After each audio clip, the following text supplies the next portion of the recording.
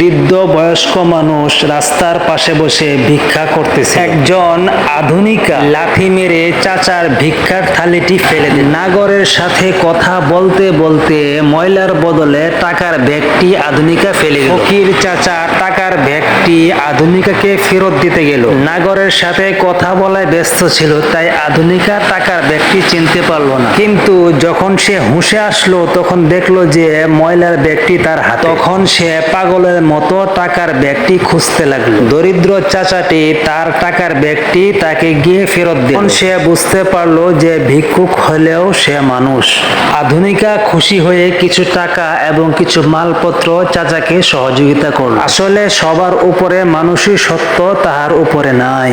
তোমরা যদি আল্লাহকে ভালোবেসে থাকো এবং কাবা ঘরকে ভালোবেসে থাকো তাহলে ভিডিওটিকে লাইক দিয়ে চ্যানেলটিকে সাবস্ক্রাইব করে কমেন্টে আল্লাহু আকবার লিখে যাবে।